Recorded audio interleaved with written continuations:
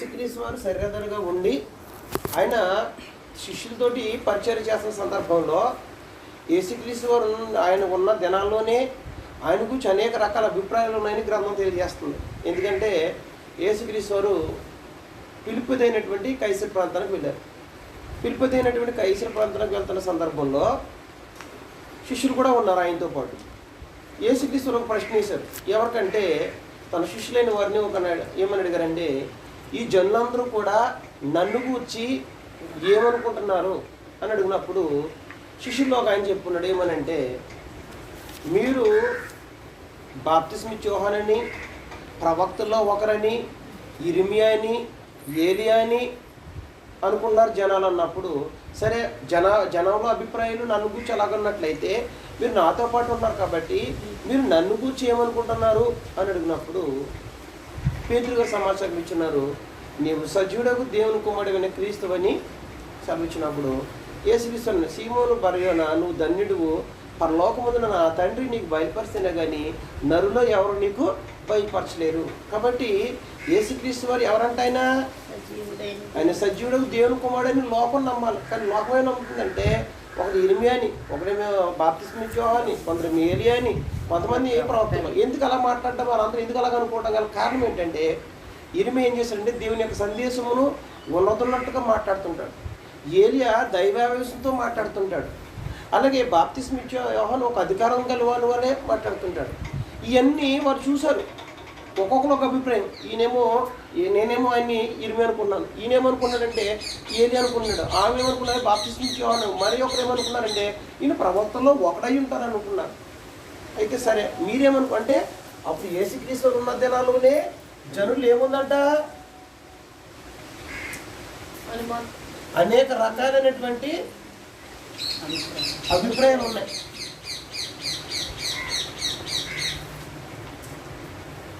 మరి ఆనాడు యేసుక్రీస్తు ఉన్న జనాల్లోనే అనే అభిప్రాయాలు ఉంటే ఇప్పుడు యేసుక్రీస్తు వారు లేరు.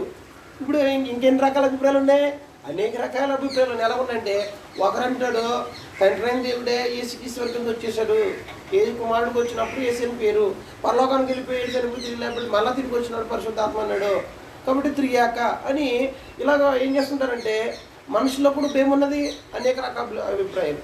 కొందరేమో పరలోకంలో దేవుడు మొట్టమొదటి వ్యక్తిని సూచించాడని, ఇలా రకరకాల అంటే మనుషుల్లో అనేక రకాల అభిప్రాయాలు ఉన్నాయి. కానీ యేసుక్రీస్తుని గురించి బైబిల్ ఏం చెప్తున్న సమాచారం అనే సమాచారాన్ని మనుషులు చదవటం మానేశారు, అర్థం చేసుకోవడం మానేసి మనుషులు చెప్పిందని నమ్ముతున్నారు. కానీ గ్రంథం చెప్పిందని ఎవరైనా చెప్పలేదు, నమ్మట్లేదు. ఎవరైతే గ్రంథంలో ఉన్నతున్నట్లుగా చదివి విని విశ్వసించి అంగీకరిస్తారో వారికి మాత్రమే నిత్యత్వం అనుగ్రహించబడతారు. ఎవరో ఒక ఆయన సురేష్ గారు చెప్పారంట కరెక్ట్ అని నమ్మినా, లేకపోతే మరొక ఆయన చెప్పారంట అని నమ్మినా, మనుషులు గారు చెప్పేది వాళ్ళకి ఎవరు చెప్పాలంటే గ్రంథం చెప్పాలి. ఎందుకంటే గ్రంథం అనేది ఎవరిది, దేవుని ఆయన అనుమతితో రాయబడింది. గ్రంథంలో ఉంటే మనం యాక్సెప్ట్ చేయాలి, గ్రంథం లేకపోతే యాక్సెప్ట్ చేయకూడదు. నేను చెప్పిన సందర్భం ఎక్కడ కనబడుతుందంటే మత్తయి సువార్త 16వ అధ్యాయము 13 నుంచి 17 వచనాలు రాసుకోండి.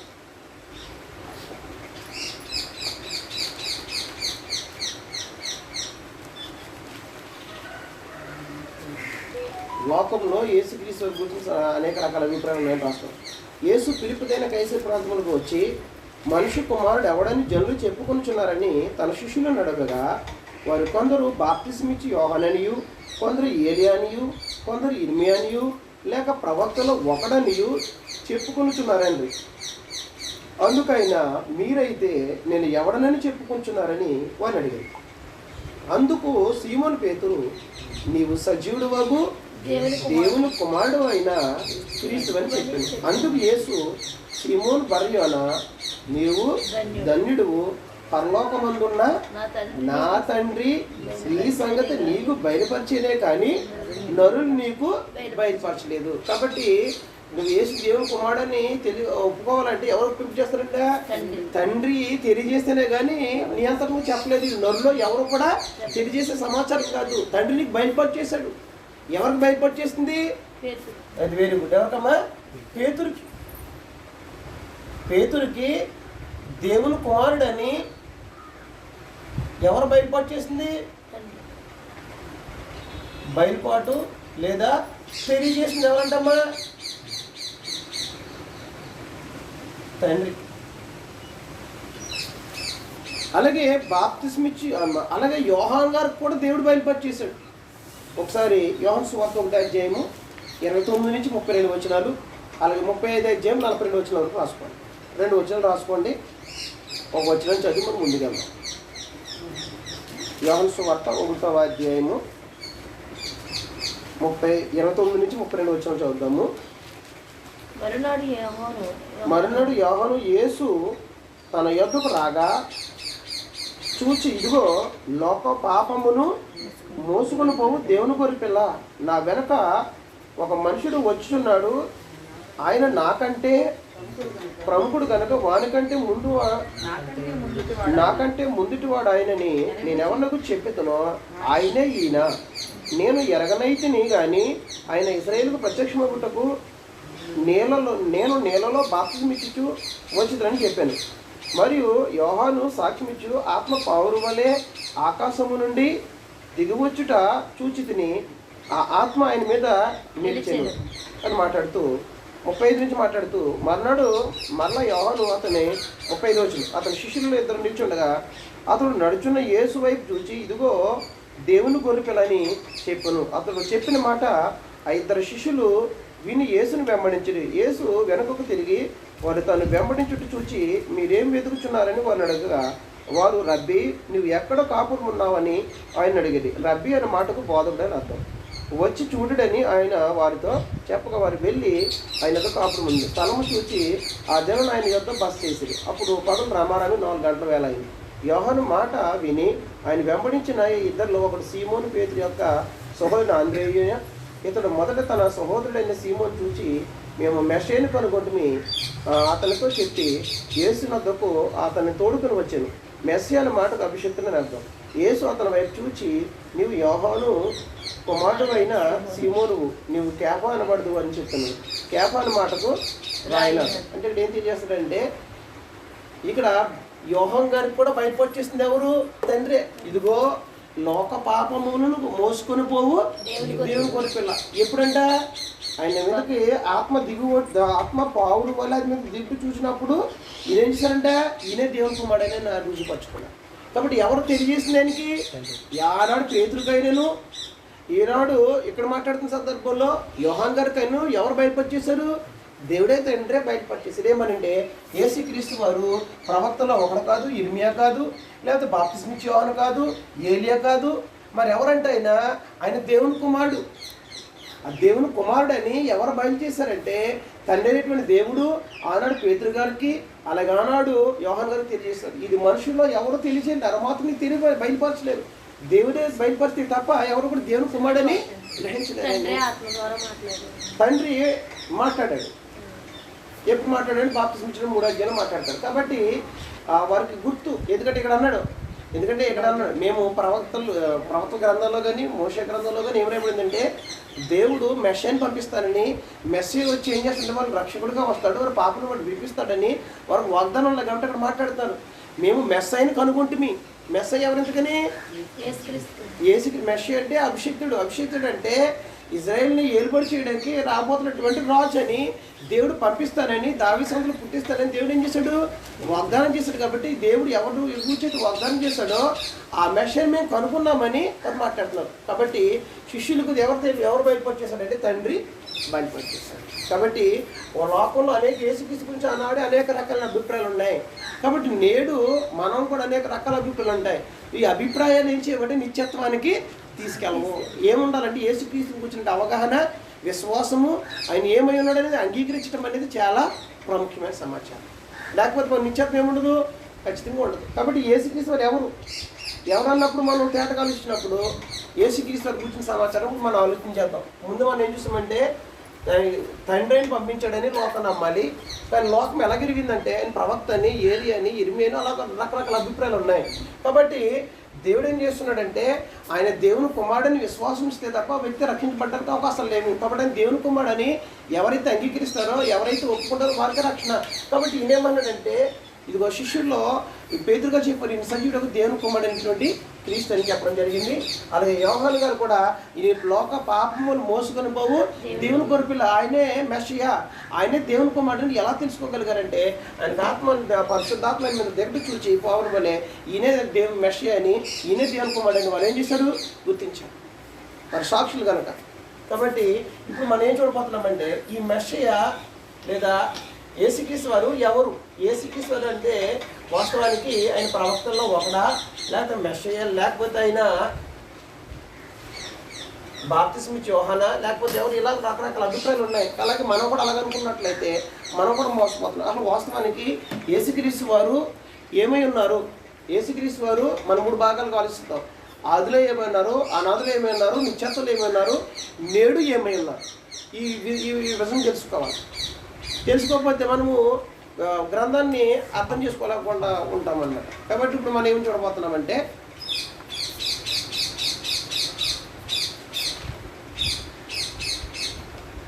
ఆదిలో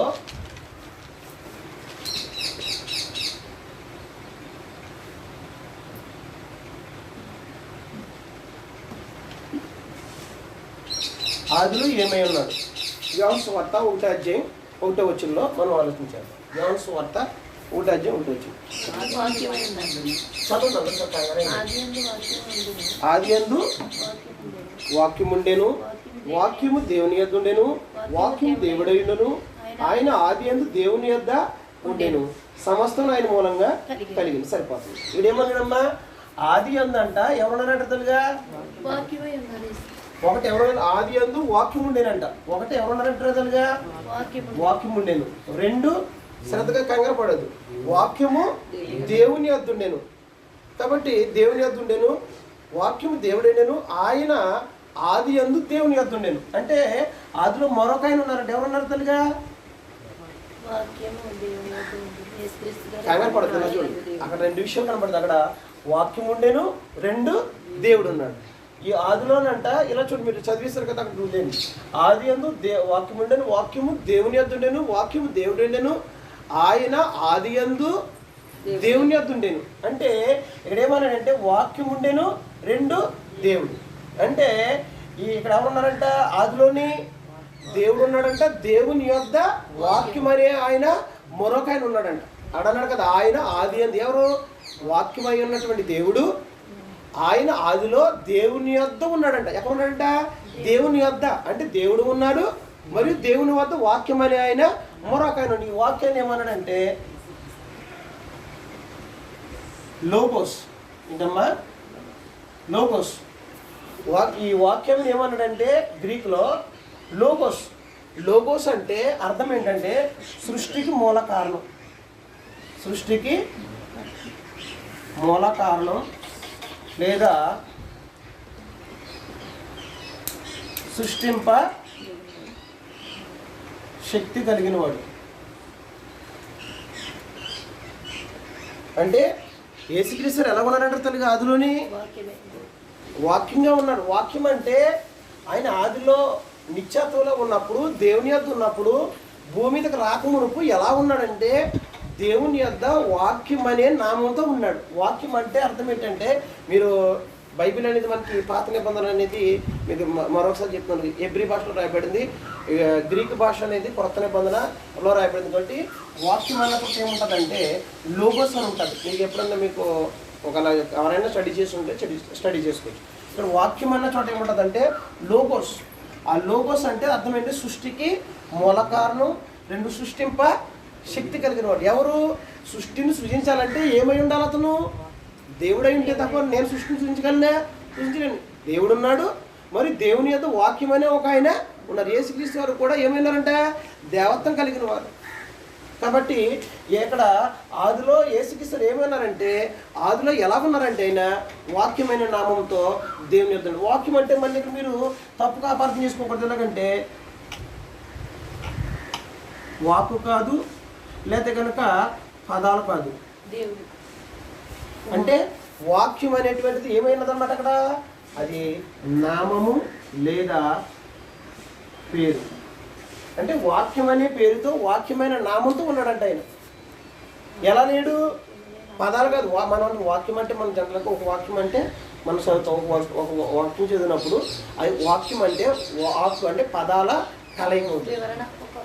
కాబట్టి మనం అలాగే యేసుక్రీస్తు పదంగా ఉన్నాడు, నోటి మాటగా ఉన్నాడని అనుకున్నట్లయితే మనం పొరపాటు అవుతుంది. కాదు, ఆయన ఆది యందు వాక్యం ఉండేను, వాక్యం దేవుని యొద్ద ఉండేను, ఆయన దేవుడై ఉండేను.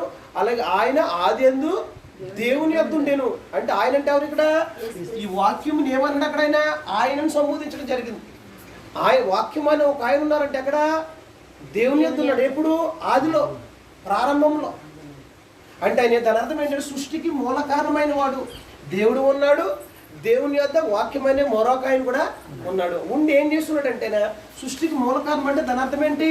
సృష్టిని చేసిన వాడిని తండ్రి అయిన దేవుడే యేసుక్రీస్తు వారి గురించి ఏమని సెలవిస్తున్నాడంటే దేవాన్ని సంబోధించి యేసుక్రీస్తు వారు కూడా దేవత్వం కలిగి ఉన్నాడని, ఆయన కూడా దేవుడై ఉన్నాడని తండ్రి అయిన దేవుడు యేసుక్రీస్తు వారి గురించి ఏం చేస్తున్నాడు అక్కడ తెలియజేస్తున్నాడు. హెబ్రీ పత్రిక 1వ అధ్యాయము 8 నుంచి 10 వచనాలు రాసుకోండి. 12 వరకు రాసుకున్నా పర్లేదు, 2 భాగాల కింద రాసుకున్నాను. హెబ్రీ పత్రిక 1వ అధ్యాయము 8 నుంచి 10 వచనాలు రాసుకోవచ్చు, లేదా డైరెక్ట్గా 12 వచనం వరకు రాసుకోండి. మీ ఇష్టం ఎలా రాసుకున్నా పర్లేదు. హెబ్రీ పత్రిక దీని పెద్ద అందరూ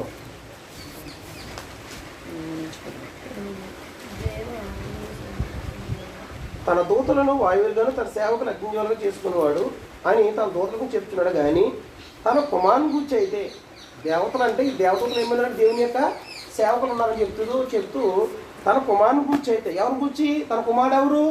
యేసుక్రీస్తు వారు.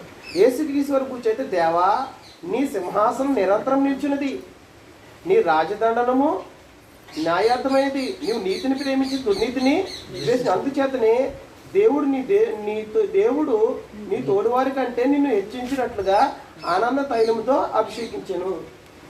కాబట్టి తండ్రి అయిన దేవుడే యేసుక్రీస్తు ఏమని పిలిచాడమ్మా? దేవా అని పిలిచాడు. అంటే వాక్యమై ఉన్నటువంటి ఆయన్ని దేవుడు ఏమని పిలిచాడంట? దేవ. ఈయన దేవుని యొక్క లక్షణాలు చెప్పాడు. ఏంటంటే ప్రేమించుట, అది గుణ లక్షణాలు అనమాట. అది దేవుని యొక్క స్వభావం ఏంటంటే ద్వేషించటం,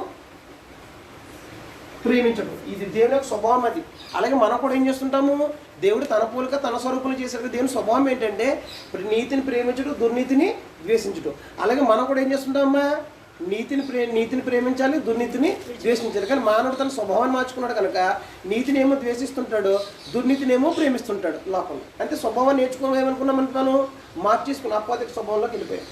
దేవుని యొక్క స్వభావం మార్చుకుంటే ఆయన నువ్వు నీతిని ప్రేమించితే దుర్నీతిని ద్వేషించితివి. కాబట్టి దేవుడు అక్కడ యేసుక్రీస్తుని దేవాన్ని సంబోధించడం జరిగింది. కాబట్టి ఆయన ఏం చేస్తున్నాడంటే యేసుక్రీస్తు వారు దేవత్వం కలిగిన వారని, ఆయన సృష్టిని చేశాడని గ్రంథం ఎవరు మాట్లాడుతున్నారంటే స్వయంగా తండ్రి అయిన దేవుడే యేసుక్రీస్తు గురించి మాట్లాడుతున్నాడు. ఏమనంటే కింద 10 నుంచి 12 వచనాలు రాసుకోండి. ఏమని? తన కుమారుని గురించి ఎవరు మాట్లాడుతున్నారో తనకిది తన కుమారుని గురించి తండ్రి అయిన దేవుడు మాట్లాడుతూ ఏమేమి చదివిస్తున్నాడంటే, మరియు ప్రభువా నువ్వు ఆది యందు భూమికి పునాది వేసితివి, ఆకాశంలో కూడా నీ చేతి పనులే, అవి నశించును కానీ నువ్వు నిల్చుందువు, అవి అన్నీ వస్త్రం వలె పాతగిలును, ఉత్తరం వలెను వాటిని మడిచివేదువు, అవి వస్త్రం వలె మార్చబడును కానీ నీవు ఏకరీతిగానే ఉన్నావు, నీ సంవత్సరములు తరగు అని చెప్పుచున్నాడు. ఏంటమ్మా? యేసుక్రీస్తుకి ఏం తరగబడతలుగా? మరి మనకి అంటే మనం ఏంటి? మన దేవుడు కదా? కాదు. ఎవరు దేవుడు అనమాట? ఎవరైతే అక్కడ అన్నాడు, అక్కడ ఆది యందు దేవుడు అని ఏం చేశాడంటే ఆది యందు భూమికి పునాదులు వేసింది ఎవరంటలుగా? యేసుక్రీస్తు. అంటే ఎవరు చెప్తాడు? సాక్షాత్తు తండ్రి అయిన దేవుడు చెప్తున్నాడు. ఆది యందు అంటే ఆది అంటే ఏంటి? ఇక్కడ ఆది అని రాస్తాం కదా. ఆది అంటే ప్రారంభంలో వాక్యమైన నామంతో ఆయన ఉండి సృష్టిని ఏం చేసిన బ్రదగారైనా చేస్తున్నాడంట. కీర్తన గ్రంథం 102వ కీర్తన 25లో ఇది ప్రవచనం అక్కడ మాట్లాడుతుంటాడు. 102వ కీర్తన 25వ వచనం.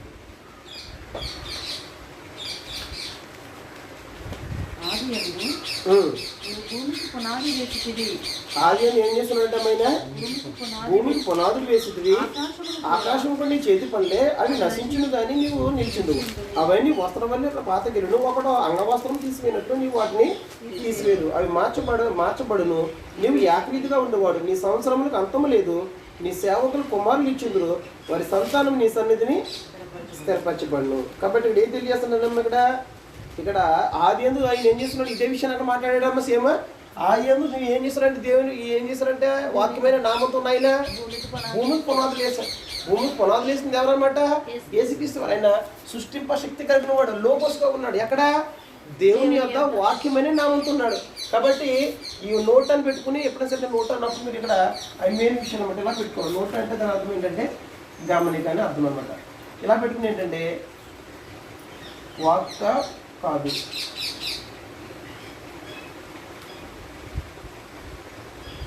వాక్యమనే నామంతో ఉన్నాడు ఆయన. వాక్యమనే ఆదిలో ఎలా ఉన్నాడమ్మా?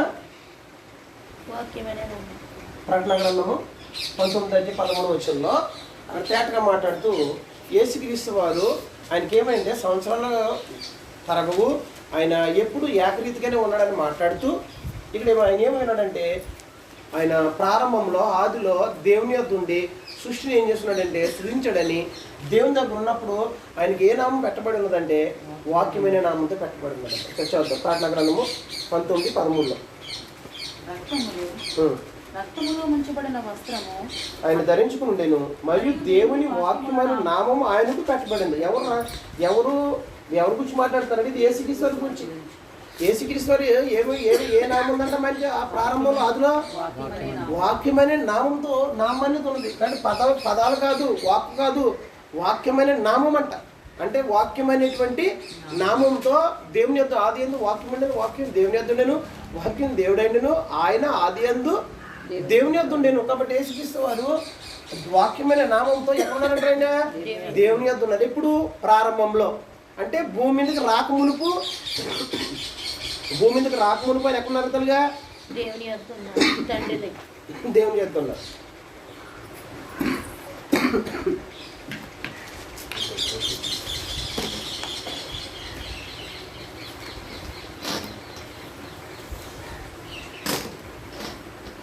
అంటే దేవుని యొద్ద ఉన్నారమ్మా, సృష్టిని చేశారు అంటున్నారు. కాబట్టి ఇప్పుడు మనం ఏం చూడబోతున్నామంటే 1 కొరింథీయుల రాసిన పత్రిక 8:6 మనం చదివినప్పుడు ఏం కనబడుతుంది లేదంటే ఆకాశం మీదైనను భూమి మీదనైనను మనకు దేవతలను పడి ఉన్నాను, మనకు ఒక్కడే దేవుడు ఉన్నాడు. ఆయన ఎవరంటమ్మా? తండ్రి. ఆయన నిమిత్తం మనమన్నాము మరియు మనకు ప్రభు ఒక్కడే, ఆయన యేసుక్రీస్తు. ఆయన ద్వారా సమస్తమును కలిగింది. ఆయన ద్వారా ఏం కలిగిందంట? సమస్తమును కలిగి మనము ఆయన ద్వారా కలిగిన వారు. అయితే అందరి యందు ఈ జ్ఞానము, అందరిలో ఏం లేదు ఈ జ్ఞానం, ఇప్పటికీ లేదు.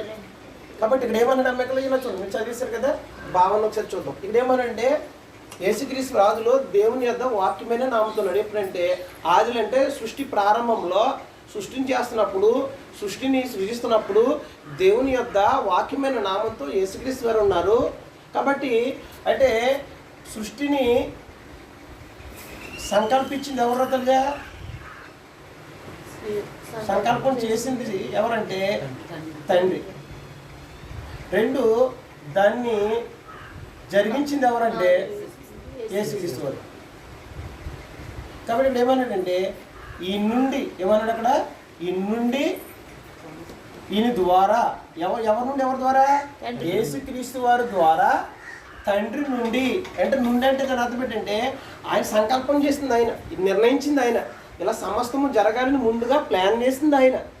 ప్లాన్ చేసిన తర్వాత దాన్ని జరిగించింది ఎవరంటే యేసుక్రీస్తు వారు. కాబట్టి ఇక్కడ అన్నాడు ఆయన నుండి ఈయన ద్వారా మనము కలిగిన వారు. ఆకాశం మీద భూమి మీద దేవతలను కూడా ఉన్నాను, మనకు ఒక్కడే దేవుడు ఉన్నాడు. ఎవరంటే ఆయన తండ్రి. క్రైస్తవులకు దేవుడు ఎవరంటే తండ్రి. మరియు ఆయన నుండి సమస్తమును కలిగెను, మనము ఆయన ద్వారా ఆయన నుండి మనం కలిగిన, ఆయన నిమిత్తం మనం ఉన్నామంటున్నాడు. ఆయన నుండి సమస్తమును కలిగెను. ఆయన నుండి అంటే సమస్తం అంటే దేవుడు సంకల్పించాడు, నిర్ణయించాడు, జరిగించాలని ఆలోచన చేసింది ఎవరంటే తండ్రి. దాన్ని జరిగించింది ఎవరంటే యేసుక్రీస్తు వారు. అంటే దేవుడు సృష్టిని యేసుక్రీస్తు వారి ద్వారా జరిగించాడు. దానికి రూపకల్పన చేసింది ఎవరంటే యేసుక్రీస్తు వారు. అంటే దేవుడు ఆలోచన చేస్తాడు, దానికి రూపకల్పన చేసింది ఆయన. దానికి సహాయకంగా చేసింది అంటే 3వ భాగంలో మనం ఆలోచించేద్దాం. ఆయన ఇంకొక ఆయన ఉన్నాడు, ఆయన తర్వాత ఆలోచించేద్దాం. కాబట్టి ఇక్కడ యేసుక్రీస్తు వారి ద్వారా మనం కలిగిన వారు మనం మాట్లాడుతూ, అయితే అందరిలో ఈ జ్ఞానము లేదు. ఇక్కడ ఇంకో విషయం చెప్పాడు. అంటే ఇక్కడ మనం ఆలోచించవలసిందంటే దేవుని నుండి యేసుక్రీస్తు వారి ద్వారా సమస్తమును కలిగిందని మాట్లాడుతున్నాడు. మనము కూడా ఆయన ద్వారా కలిగిన వారని మాట్లాడుతూ ఇక్కడ గుర్తుపెట్టుకొస్తుందంటే ఈ నుండి ద్వారా తండ్రి నుండి యేసుక్రీస్తు వారి ద్వారా సమస్తమును కలిగినది అంటే దాని అర్థం అంటే నిర్ణయించింది, ఆలోచన చేసింది, జరిగించాలని సమస్తాన్ని ఏర్పాటు చేసింది దేవుడైతే దాన్ని జరిగించింది మాత్రం యేసుక్రీస్తు వారు. ఇప్పుడు ఉదాహరణకి మనందరం తెలుసు అసెంబ్లీ నుండి కలెక్టర్ ద్వారా ఏం జరుగుద్ది? పరిపాలన జరుగుద్ది. అంటే అసెంబ్లీ నుండి కలెక్టర్ ద్వారా ఏం జరుగుద్ది? పరిపాలన జరుగుద్ది. అలాగే నిర్ణయాలన్నీ ఇక్కడ జరుగుతుంటాయి, ఇంప్లిమెంటేషన్ అంతా ఎక్కడ జరుగుద్ది అంటే కలెక్టర్ ద్వారా పరిపాలన జరుగుద్ది. అలాగే ఆలోచన అంతా చేస్తుంది ఈయన, పరిపాలన కానీ సమస్తం జరిగిస్తుంది ఇప్పుడు ఎవరు? యేసుక్రీస్తు. సమస్తం జరిగించింది ఎవరు? యేసుక్రీస్తు. కాబట్టి యేసుక్రీస్తు వారి ద్వారా మనము కలిగిన వారు. కాబట్టి ఆదిలో ఆయన ఎలా ఉన్నాడంటే వాక్యం అనే నామంతో ఉన్నాడు. ఈ విషయం మీకు బాగా ఈ రెండు తేటకు అర్థం కావాలి. ఆయన అసలు ఇప్పుడు పరలోకంలో నేడు ఏమై ఉన్నాడు, రెండు భూమి మీదకి వచ్చినప్పుడు ఏమై ఉన్నాడు, అలాగే భూమి మీదకి రాకముందు పైన ఏమై ఉన్నాడు అనేది మనకి బాగా స్పష్టంగా తెలియాల్సిన అవసరం ఉంటుంది. యేసుక్రీస్తు గురించి అవగాహన లేకపోతే నువ్వు అద్వితీయ సత్యదేవుని ఆయన పంపిన కుమార్ యేసుక్రీస్తు ఎరుగుటి అని ఇచ్చావు. మరి నువ్వు సరిగా ఎరగవలసిన రీతిలో ఎరగకపోయినట్లయితే నీ నిత్యత్వాన్ని ఏం చేస్తావంటే ఒకటి ఆయన అన్నాడు, నేను ఎవరైతే నన్ను ఒప్పుకుంటారో ఆయన నేను తండ్రి ఎదుట ఒప్పుకుంటాను, ఎవరు నన్ను ఎరగనంటాడో నేను ఎరగను, తీర్పు తినాలని ఎరగనని చెప్పేస్తానన్నాడు. కాబట్టి ఆయన ఎవరిని ఎరగవలసిన రీతిలో మనం ఎరగాలి. శిష్యులు గుర్తించారు కానీ ఆ లోకంలో మనుషులు ఏం చేస్తారు? అనేక రకాల అభిప్రాయాల్ని తెలియజేశారు. కాబట్టి ఇప్పుడు మనం ఏం చేస్తామంటే సృష్టి యొక్క నిర్మాణంలో రాసుకోండి. సృష్టి యొక్క నిర్మాణం రెండో పాయింట్. ఆదిలో మనం చూస్తున్నాము సృష్టి నిర్మాణంలో. సృష్టి నిర్మాణంలో ఈయన ఉన్నారమ్మా? ఉన్నారని ఎవరు చెప్తున్నారు?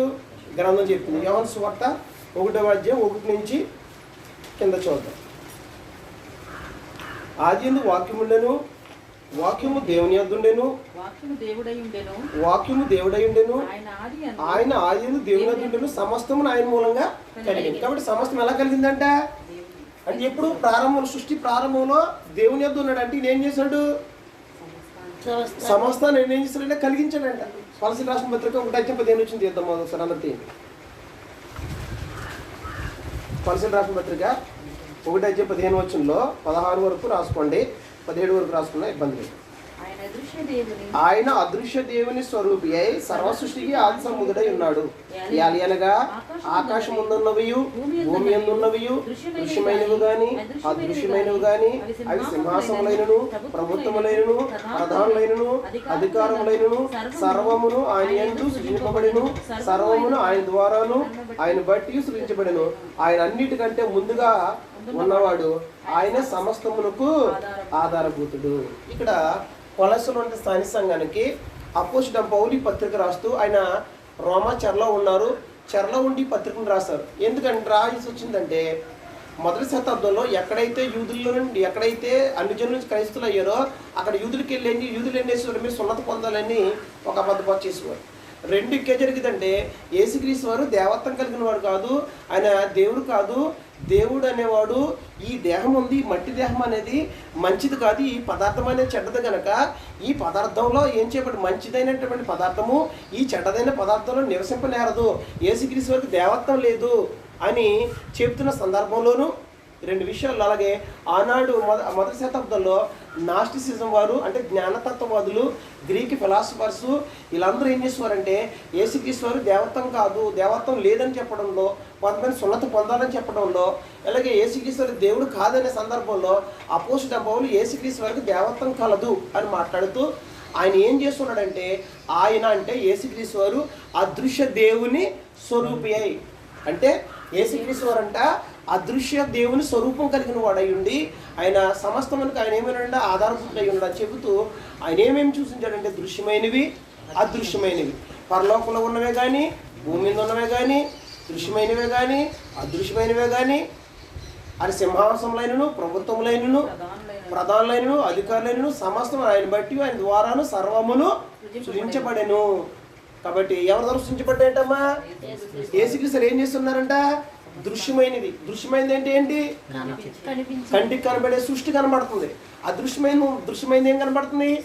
ఈ సృష్టి కనబడుతుంది. రెండు దేహం కూడా కనబడుతుంది. మనం బయటకి బాహ్య పురుషుడు కనపడుతుంది, ఆంతర్య పురుషుడు ఆత్మ అనేది కంటికి పరలోకము కంటికి కనబడి, దేవదూతలు కంటికి, ఇవన్నీ కలిగించింది ఎవరంట?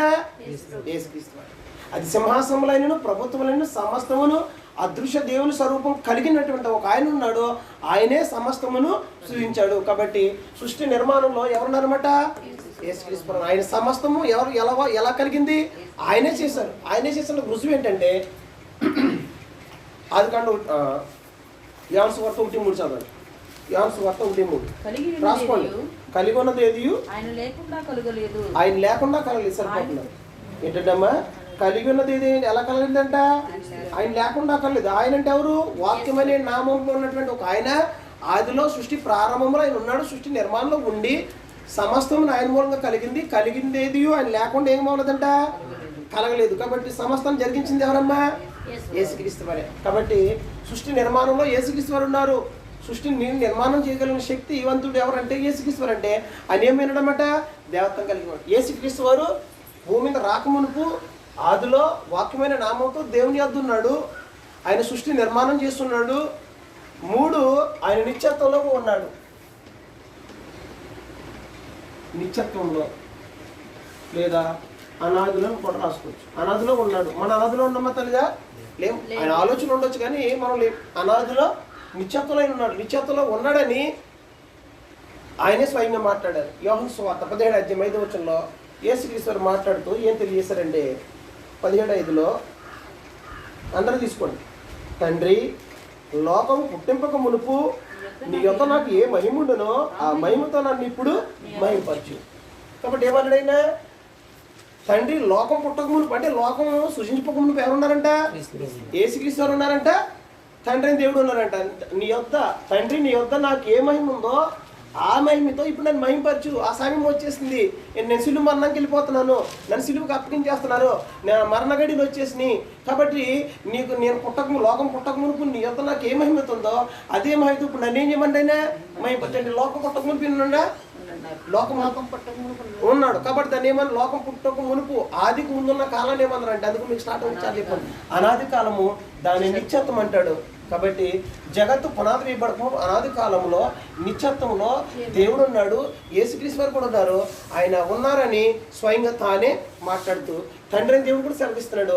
అపోస్తలుడైన పేతురు ద్వారా ఏమన్నాడంటే మొదటి పేతురు రాసిన పత్రిక 1వ అధ్యాయం 18 నుంచి 20 సంవత్సరం చదివినప్పుడు మొదటి పేతురు రాసిన పత్రిక 1వ అధ్యాయము 18 నుంచి 21 వచ్చిన మనం చదివినప్పుడు ప్రత్యేక గ్రంథం విధంగా తెలియజేస్తుంది. ఏమనంటే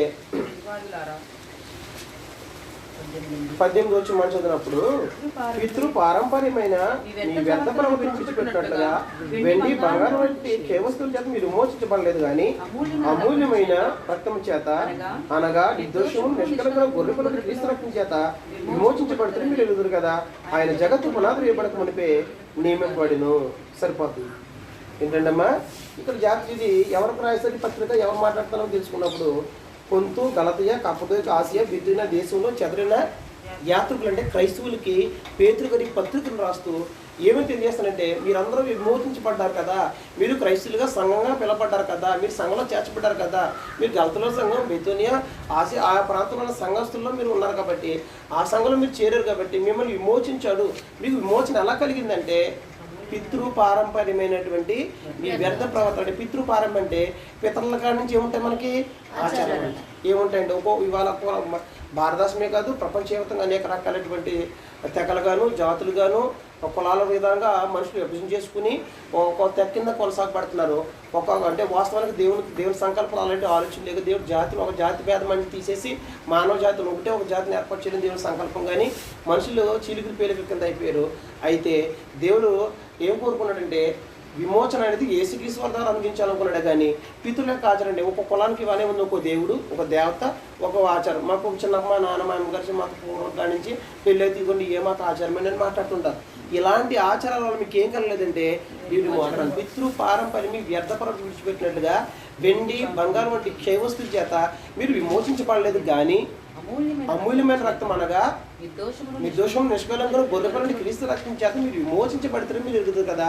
ఆయన జగత్తు పునాది వేయబడక మునిపే నియమింపబడెను. కాబట్టి యేసుక్రీస్తు ఎప్పుడు ఉన్నారట?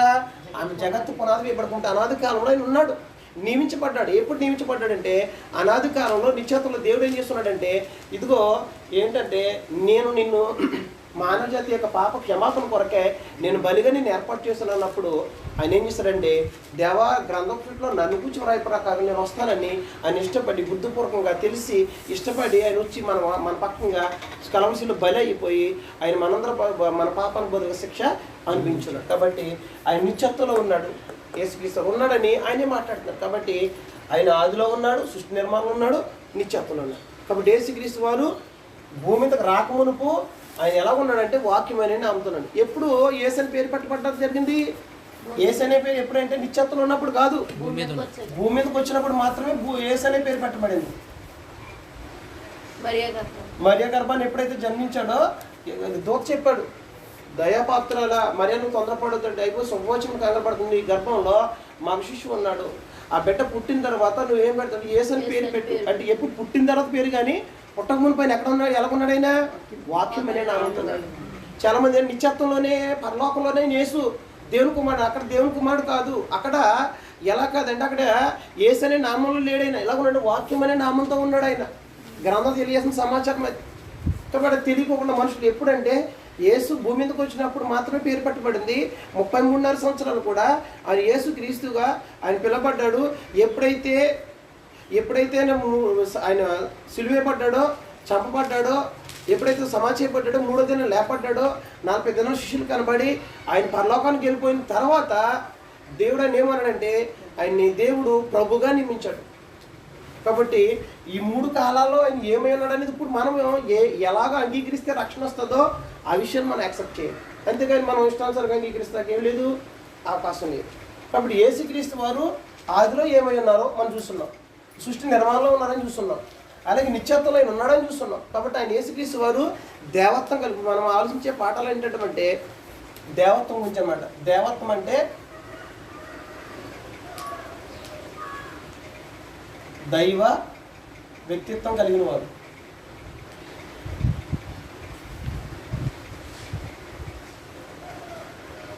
దైవ వ్యక్తిత్వం కలిగిన వారు అంటే దేవుడు అయినటువంటి వారు. ఇంగ్లీష్లో ఏమంటారంటే గాడ్ హ్యాడ్. ఏమంటారమ్మా? గాడ్ హ్యాడ్ అంటే దేవత్వము అంటే దైవ వ్యక్తిత్వం కలిగిన వారు. ఎవరంటే ఒకరు ఎవరైనా చూస్తున్నారు ముందు భాగంలో తండ్రి దేవత్వం కలిగిన వారు, 2 యేసుక్రీస్తు వారు దేవత్వం కలిగిన వారు. నేను లాస్ట్లో కూడా రుజువు చూపిస్తాను. నేను ఇప్పుడు ఆల్రెడీ ఇందులో మనం చూస్తున్నాం. కాబట్టి ఇప్పుడు మనం యేసుక్రీస్తు వారు ఈ లోకానికి ఎందుకు వచ్చున్నారంటే, ఒకటి దేవుడు వాగ్దానం చేస్తున్నాడు. ఆదికాండం 3వ అధ్యాయంలో మొదటగా దేవుడు వాగ్దానం చేశాడు. ప్రవచనం 3:15లో తీయద్దమ్మా అక్కడ ప్రవచనం చేశాడు. దేవుడు అలాగూ వాగ్దానం చేసుకుంటూ వచ్చాడు. వాగ్దానాలు అన్నిటినీ నెరవేర్చడానికి యేసుక్రీస్తు వారు ఈ లోకానికి వచ్చున్నారు. అది ఒకసారి రోమిల రాష్ట్ర పత్రిక 15వ అధ్యాయము 8-9 వచ్చిన చదువుతాం.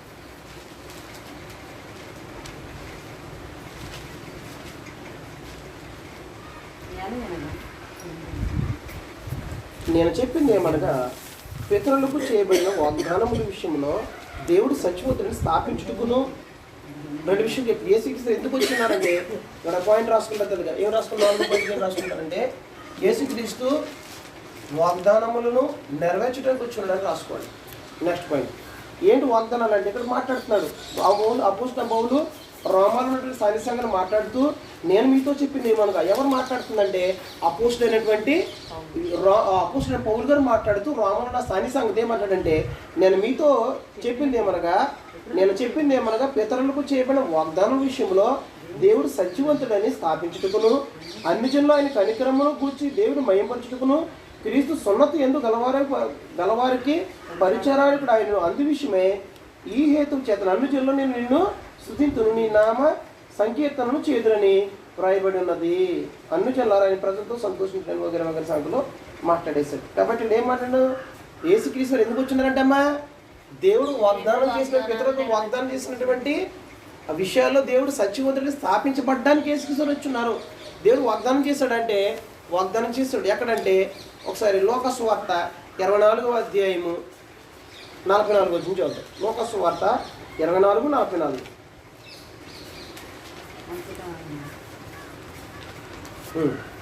అంతటా ఆయన మోషే ధర్మశాస్త్రంలోను ప్రవక్తల గ్రంథంలోను కీర్తనలలోను నన్ను గూర్చి వ్రాయబడినవనియు నెరవేరవల్లని నేను మీతో ఉండినప్పుడు మీతో చెప్పిన మాటలు నెరవేరినవని వారితో చెప్పాను. యేసుక్రీస్తు ఎప్పుడు మాట్లాడుతున్నారు? ఇది ఆయన శరీరధారిగా ఉన్నప్పుడు కాదు. ఆయన్ని శ్రమ పెట్టారు, చంపారు, సిలువేసేశారు, చంపారు. అలాగే ఆయన ఏం చేశారంటే 3 దినాలు సమాధిలో పెట్టారు.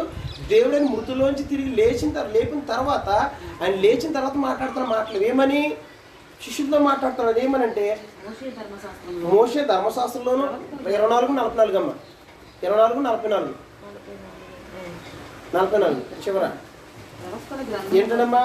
మోషే గ్రంథంలోను ధర్మశాస్త్రంలోను ప్రవక్తల గ్రంథంలోను కీర్తన గ్రంథంలోను నన్ను కూర్చొని రాయబడింది. ఎవరు మాట్లాడుతున్నారు? ఇది యేసుక్రీస్తు మాట. ఎప్పుడు చనిపోయి తిరిగి లేపబడిన తర్వాత మాట్లాడుతున్నాను. నన్ను కూర్చొని రాయబడింది. ఎక్కడ రాయబడిందంటే ఆయన గురించి తానే స్వయంగా చెప్పాడు. ధర్మశాస్త్రంలో రాయబడిందంట, ప్రవక్తల గ్రంథంలో రాయబడిందంట, కీర్తన గ్రంథంలో కూడా రాయబడింది. అంటే కీర్తన గ్రంథంలో కూడా యేసుక్రీస్తు కూర్చున్నాయా? ప్రవచించాడు. దేవుడు ప్రవచించాడు, వాగ్దానం చేశాడు, దావీదుకి ప్రమాణం చేశాడు. ఒకసారి 110వ కీర్తన 1-2 వచ్చాను చూద్దాం. దావీదుకి దేవుడు ఏం చేశాడంటే వాగ్దానం చేశాడు. ఏమని? కీర్తన గ్రంథంలో ఉందన్నాడు కదమ్మా. ప్రభువు నా ప్రభుతో సెలవిచ్చిన వాకు నేను నీ శత్రువులను నీ పాదపీఠములుగా చేయి వరకు నా కుడి పార్శ్వంలో కూర్చుండుము. యెహోవా నీ పరిపాలన దాన్ని సియోనును సాగు చేస్తున్నాడు. నీ శత్రువుల మధ్య నీవు పరిపాలన ఎవరు కూర్చోండి? ఇది ఎవరు ప్రవచించారో తెలియదు. దావీదు గారు ప్రవచించారు. ఎందుకంటే దావీదు రాజు మరియు ప్రవక్త. ఏంటమ్మా? దావీదు రాజు మరియు ప్రవక్త కనుక ఆయన ఏం చేశారు? యేసుక్రీస్తు గురించి ప్రవచించాడు. ఏమని? ప్రభువు నా ప్రభుతో. ఇక్కడ 2 ప్రభువులు చెప్పాడు. ఒకటి ప్రభువు నా ప్రభుతో. నా ప్రభు అన్న మాట ఏమోటి తండ్రి గురించి మాట్లాడుతున్నాడు. తండ్రి దేని గురించి? నా ప్రభు అంటే యేసుక్రీస్తు వారి గురించి. యేసుక్రీస్తు వారు కూడా దావీదుకి ఏమైనాడంట? ప్రభు అంటే ఆయన పరిపాలన చేస్తాడు. ప్రభు అంటే ఏంటి? రాజు పరిపాలన చేస్తాడు. అంటే దావీదుని కూడా పరిపాలన చేస్తాడు. ఎందుకంటే ఆయన అన్నాడు ప్రభువు నా ప్రభుతో సెలవిచ్చిన వాకు. తండ్రి అయిన దేవుడు అంట యేసుక్రీస్తు గురించి ఇదేం తెలియజేస్తాడంటే ఇదిగో ఆయన మృతులోంచి తిరిగి లేపిన తర్వాత తన కుడిపార్శ్వను కూర్చుని పెట్టుకుని నేడు నేను కని ఉన్నాను కాబట్టి నేను సియోను మీద అభిషేకంగా చేస్తున్నాను. అంటే సంఘం మీద నేను రాజుగా చేస్తున్నాను. కాబట్టి నువ్వేం చేస్తావంటే నీ శత్రువులు నీ పాదములకు పీఠముగా చేయ వరకు నువ్వు సియోను నేను జరిగించు పరిపాలన కొనసాగించని తండ్రి అయిన దేవుడు అంట యేసుక్రీస్తు గురించి ఆయన ఇంకా భూమి మీదకి రాకమునిపే శిలువ మరణం తర్వాత ఆయన తిరిగి లేపడి పరలోకానికి వెళ్ళి పట్టాభిషేకం అయిన తర్వాత ఆయన రాజుగా అభిషిక్తుడు అయిన తర్వాత రాజుగాని అధికారం పొందుకున్న తర్వాత దేవుడు ఆయనకి జరగబోయేదాన్ని ఎవరు తెలియజేశాడు? దావీదు తెలియజేశాడు. అని గురించి మోషే ధర్మశాస్త్రంలోను ప్రవక్తల గ్రంథంలోను కీర్తన గ్రంథం నన్ను గూర్చి వ్రాయబడి నేను నెరవేరినవని నేను మీతో నిశ్చయంగా చెప్తున్నాను. నేను భూమి మీద ఉన్నప్పుడు నెరవేర్చబడ్డది. కాబట్టి ఇక్కడ కీర్తన గ్రంథంలో రాయబడిందా యేసుక్రీస్తు గురించి? రాయబడింది. ఎందుకంటే యేసుక్రీస్తు వచ్చింది ఏంటంటే దేవుడు ఏదైతే వాగ్దానం చేశాడో తన పితరులకు ఏవైతే వాగ్దానాలు చేశాడో ఆ వాగ్దానములు నెరవేర్చుటకు దేవుడు సత్యవంతుడని స్థాపించుటకును అన్ని జనులు కనికరం పొందడానికి వీళ్ళందరి నిమిత్తం ఏం చెప్పాడంటే యేసుక్రీస్తు ఈ భూలోకానికి వచ్చాడు. ఒకసారి మనం అపోస్తలుల గారు 2వ అధ్యాయం 22 నుంచి 24 వచ్చిన వరకు మనం చదువుదాం. మీకు తేటకు అర్థమవుతుంది. ఇదే విషయాన్ని అక్కడ మాట్లాడుతుంటాడు. 2వ అధ్యాయము 22 నుంచి 24 తర్వాత 35 వరకు రాసుకుంటే మీకు తేటకు అర్థమవుతుంది. సమయం లేదు కాబట్టి నేను సందర్భం చెప్తాను, మీరు చదువుతున్నారు. ఇక్కడ ఇశ్రాయేలు వాళ్ళారా ఈ మాట వినండి. దేవుడు నజరేయుడగు యేసు చేత అద్భుతం మహత్కార్యములను సూచక్రియలు మీ మధ్యను చేయించి ఆయనను తన వలన మెప్పు పొందిన వారుగా మీకు కనపరచెను. ఇది మీరే ఎరుగుదురు. దేవుడు నిశ్చయించిన సంకల్పమును ఆయన భవిష్యత్ జ్ఞానమును అనుసరించి అప్పగింపబడిన ఈయనను మీరు దుష్టుల చేత సిలివేయించి చంపిద్దురు. మరణం ఆయన బంధించి ఉంచుట అసాధ్యం కనుక దేవుడు మరణవ్యాధిని తొలగించి ఆయన లేపును. ఆయనను గురించి దావీదు ఇట్లనెను. దావీదు ప్రవచించడేమని? నేను ఎల్లప్పుడూ నా ఎదుట ప్రభువును చూచుంటిని. ఆయన నా కుడిపార్శ్వలో ఉన్నాడు కనుక నేను కదల్చబడను. కావున నా హృదయం ఉల్లసించెను, నా నాలుక ఆనందించను, మరియు నా శరీరం కూడా నిరీక్షణ కలిగి నిలకడను. నువ్వు నా ఆత్మను పాతాలను విడిచిపెట్టవు, నీ పరిశుద్ధిని కుళ్ళిపట్టనివ్వు. నాకు జీవమార్గం తెలిపితివి. నీ దర్శనమును అనుగ్రహించి నన్ను ఉల్లాసంతో నింపి. సహోదరులారా, మూలపురుషులకు దావీదును గురించి మీతో నేను ధారాళంగా మాట్లాడవచ్చును. అతను చనిపోయి సమాధి చేయబడును. అతని సమాధి నేటి వరకు మన మధ్య ఉన్నది. అతను ప్రవక్త అయిండను కనుక ఏమైనాడంటే మాత్రం దావీదు గారు ప్రవక్త నేను కనుక అతని గర్భంలో నుండి అతని సింహాసనం మీద ఒకరు కూర్చుండబెట్టుదును అని దేవుడు తనతో ప్రమాణపూర్వకంగా ఒట్టు పెట్టుకున్న సంగతి అతడు ఎరిగి క్రీస్తు పాతాళంలో విడవబడలేదనియు ఆయన శరీరం కులిపోలేదని దావీదు ముందుగా తెలుసుకుని ఆయన పునరుత్థానమును గురించి చెప్పాను. ఈ యేసును దేవుడు లేపను, దీనికి మేమందరము సాక్ష్యము. కాగా ఆయన దేవుని కుడిపార్శ్వమున హెచ్చింపబడి పరిశుద్ధాత్మ కూర్చున్న వాగ్దానమును తండ్రి వలన పొంది మీరు చూచున్న వినుచున్న దీన్ని కుమ్మరించి ఉన్నాడు. దావీదు పరలోకమునికి ఎక్కిపోలేదు, అయితే అతడు ఇట్లను నేను నీ శత్రువు నీ పాదముల క్రింద పాదపీఠంగా ఉంచే వరకు నీవు నా కుడిపార్శ్వం కూర్చోడమని ప్రభు నా ప్రభుతో చెప్పాను. 110వ కీర్తనలో చెప్పడం కనిపించిందమ్మా. ఇక్కడ ఎవరు మాట్లాడుతున్నారంటే పేతురు గారు మాట్లాడుతున్నారు. ఎప్పుడు పెంతుకోస్తు పండగదేనా దేవుడు యోవేలు గ్రంథంలో దేవుడు ఏం చెప్పాడంటే నా పరిశుద్ధాత్మ నేను ఏం చేస్తానంటే మీ మీదకి నేను పంపిస్తానని చెప్పినప్పుడు ఇక పరిశుద్ధాత్మ నేను ఏం చేసుకున్నారు, వీళ్ళు పొందుకున్నారు. ఎవరు? 12 మంది అపోస్తులు పొందుకున్నారు. పొందుకున్న తర్వాత పెంతుకోస్తు పండగకి పెంతుకోస్తు పండగకి ఎంతమంది వచ్చారంటే 17 దేశస్తులలో వచ్చారు. ఎవరు? భక్తి కలిగిన యూదులు వచ్చినప్పుడు ఈ 17 దేశస్తులతోటి పేతురు మాట్లాడుతున్నారు. వీళ్ళు ఎవరంటే యూదులు, భక్తి కలిగినటువంటి యూదులు. ఎవరు? ఈయన ఎవరితో ప్రసంగం చేస్తున్నాడో అపోస్తలుడైన పేతురు గారు. వాళ్ళందరూ ఎవరంటే భక్తి కలిగినట్టు 17 దేశం నుంచి వచ్చిన చెదిరిపోయినటువంటి యూదులతో మాట్లాడుతూ, ఇజ్రాయేల్ వాళ్ళారా, దేవుడు నజరేయుడగు యేసు చేత ఏం చేశారంటే అద్భుతాలు మహత్కారాలు జరిగించను. ఇది మీ అందరికీ తెలుసు. అయితే దేవుడు నిశ్చయించిన సంకల్పం చెప్పున దేవుడు నిర్ణయించాడు. సంకల్పంలో యేసుక్రీస్తు శిలువ మరణంలో ఆయన మరణించాలని నిర్ణయించాడు. ఆ ప్రకారం మీరు ఏం చేస్తారంటే దుష్టుల చేత సిలివేర్చి సంపించదు కానీ మరణం అని బంధించుట అసాధ్యం కనుక దేవుడు మరణ వేదం తొలగించి యేసును మృతులోంచి దేవుడు లేపాను. అందుకు మేమందరము సాక్ష్యం అని చెప్తూ దీని గురించే యేసుని దేవుడు ముందుగానే లేపుతానని, ఆయన శరీరం కుళ్ళి పట్టదని ఆయన లేపి తన కుడిపార్శ్వం కూర్చొని పెట్టుకుని సంఘం అనేటువంటి రాజ్యాన్ని దావీదు యొక్క సింహాసనాన్ని దేవుడు అతనికి అప్పగిస్తానని దావీదుకి దేవుడు ముందుగానే జరగబోయేదాన్ని దేవుడు తెలియజేశాడు. దావీదు ప్రవక్త కనుక ఆయన తెలియజేస్తాడు. దావీదు శరీర సమాధి నేటి వరకు మన మధ్య ఉన్నది. దావీదు శరీరం అయితే కులిపోయింది కానీ యేసుక్రీస్తు యొక్క శరీరం అనేది కులిపోలేదు. దేవుడు అతను మృతులను లేపి క్రీస్తు ప్రభుని దేవుడు తన కుడిపార్శ్వం కూర్చొని పెట్టుకుని నేడు నేను కని ఉన్నాను. ఎలా కన్నాడంటే శిలువ మరణంతో దేవుడు అని కానీ నా తన కుడిపార్శ్వం కూర్చొని పెట్టుకుని నువ్వేం చేస్తానంటే పరిపాలన చెయ్యి, నేను నీ శత్రువుల్ని పాదపీఠం చెయ్యి వరకు నువ్వేం జరగాలి, పరిపాలన చేయమని దేవుడు ఏం చేస్తాడంటే దేవుడికి శిలువ మరణం తర్వాత ఆయన మృతు నుంచి లేపిన తర్వాత దేవుడు ఏం చేస్తారంటే క్రీస్తు ప్రభుకి అధికారం ఇచ్చేశాడు. ఇప్పుడు క్రీస్తు ప్రభు వారు మన యజమానుడు, అధికారి, ప్రభు, రాజు. కాబట్టి క్రీస్తు ప్రభు వారు ఏమైనాడంటే అధికారి. ఆయన అధికారం ఎలా వచ్చింది? తండ్రి ఏం చేశాడు? మత్తయి సువార్త 28:18 నుంచి 19 చదివినప్పుడు యేసుక్రీస్తు తేటగా మాట్లాడుతున్నారు. ఏమని మాట్లాడుతున్నారంటే మత్తయి సువార్త 28:18 పరలోకమందును భూమి మీద అయితే యేసు వారి యొద్దకు వచ్చి పరలోకమందును భూమి మీదను నాకు సర్వాధికారం ఇవ్వబడి ఉన్నది. సరిపోతుంది. ఎవరికి ఇవ్వబడిందంట మా అధికారము? ఎవరు ఇచ్చారు అధికారం అంట? సర్వ అధికారము. ఏ అధికారం అమ్మా? సర్వాధికారం ఎవరు ఇచ్చారంట? ఇచ్చింది ఎవరు? పొందుకున్నది ఎవరు? యేసుక్రీస్తు వారు. కాబట్టి సర్వ అధికారము ఈయనకి ఇచ్చేశాడు దేవుడు. ఎందుకని? ఎంత తగ్గించుకున్నాడంటే శిలువ మరణం పొందేంతగా ఇదే చూపాడు. అందుకనే పరలోకం మీదను భూమి మీద నాకు ఏమి ఇవ్వబడింది? సర్వాధికారుడు. పరలోకమైన అధికారం కలిగిన వాడు. 2 భూమి మీద కూడా అధికారం. ఇప్పుడు భూమి మీద ఆయన ఏం చేయాలనుకుంటాడో ఎవరిని కనికరించాలనుకుంటే వాడిని కనికరిస్తాడు విధేయతను బట్టి. కాబట్టి అధికారం ఇప్పుడు ఎవరిది? యేసుక్రీస్తు వారిది. ఎవరు ఇచ్చారు? తండ్రి ఇచ్చాడు. కాబట్టి అధికారం అనేది వాస్తవానికి ఎవరిదంటే తండ్రిది. ఎందుకంటే దేవుడు చాలా జాగ్రత్తగా దేవుడు అధికారం కలిగిన సర్వాధికారం కలిగిన వాడు. సర్వాధికారం అంటే సుప్రీం. ఏంటమ్మా? సుప్రీం. దీంట్లో గ్రీకులో ఏముంటుందంటే గ్రీకులు సుప్రీం అని ఉంటుంది. అంటే సర్వ అధికారం కలిగి. ఈ సర్వాధికారం ఎవరిది? తండ్రి. ఎవరికి ఇచ్చున్నాడు? ఇప్పుడు యేసుక్రీస్తుకి. ఎందుకంటే అధికారము తాను ఎవరికి ఇవ్వాలనుకుంటారో వారికి అనుగ్రహిస్తుంటాడు దేవుడు. అధికారం అనేది ఎవరిదంటే సర్వాధికారం అంటే సుప్రీం. అంటే దాని అర్థం ఏంటంటే అధికారం అనేది ఆయన నుండి ఉద్భవిస్తుంది. ఆయనకి ఎవరు ఇవ్వాల్సిన అవసరం లేదు. ఆయన తనకు తానుగా ఉన్నవాడు, అధికారం కలిగిన వాడు. సర్వ అధికారము ఎవరిదంటే దేవునిది, తండ్రిది. అది ఎవరికి ఇచ్చాడంటే తన కుమారుడిని క్రీస్తు ప్రభు వారికి అనుగ్రహించాడు.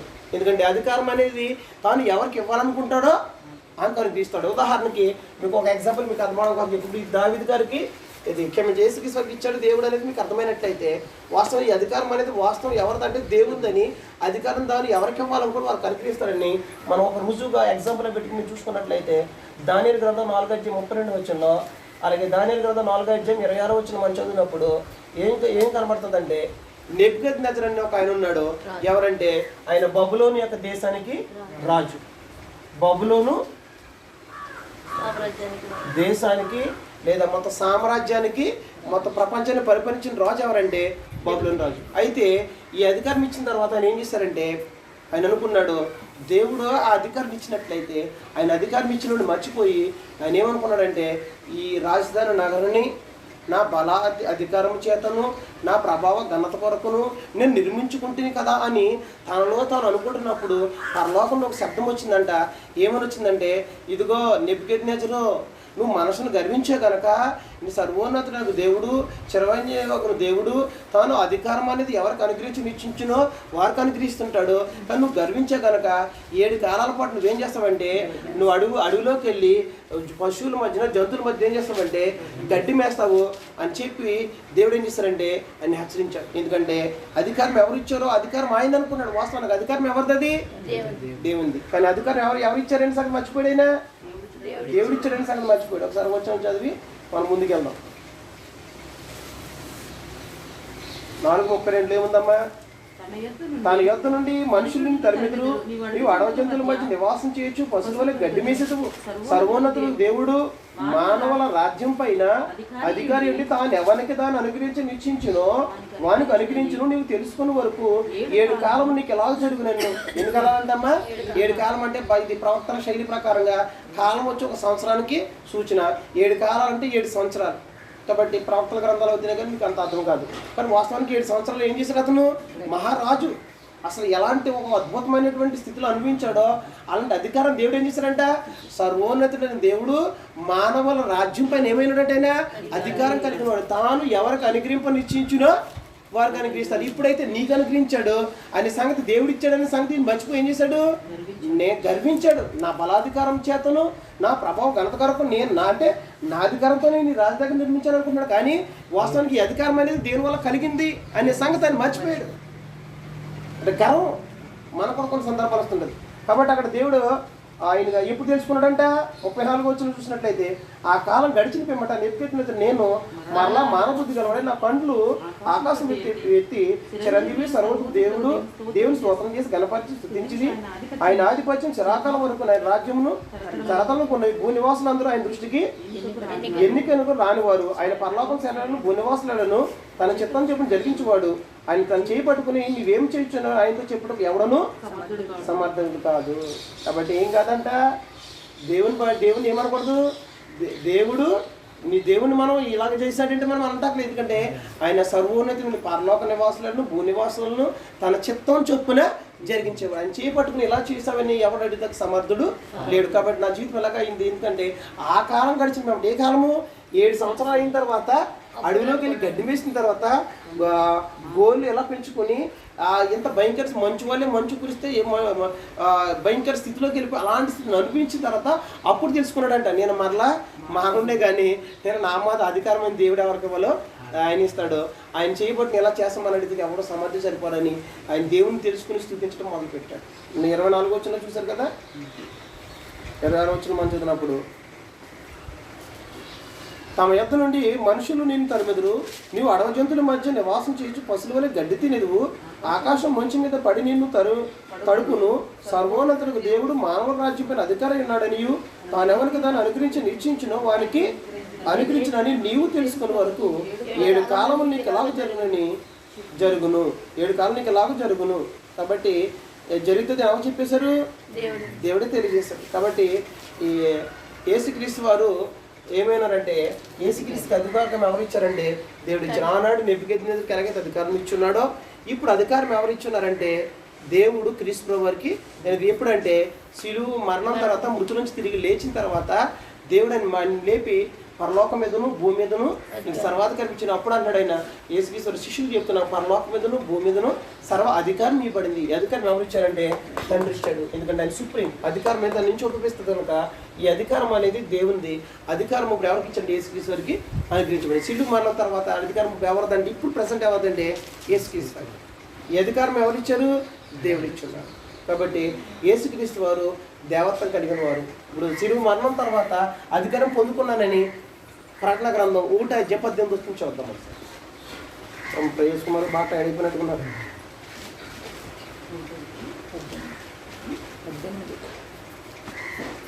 నేను మొదటి వాడును కడపటి వాడును జీవించువాడును మృతునైతిని గాని ఇదిగో యుగయుగములు సజీవునై ఉన్నాను మరియు మరణం యొక్కయు పాతాళం యొక్కయు తాళపు చెవులు నా స్వాధీనంలో ఉన్నవి.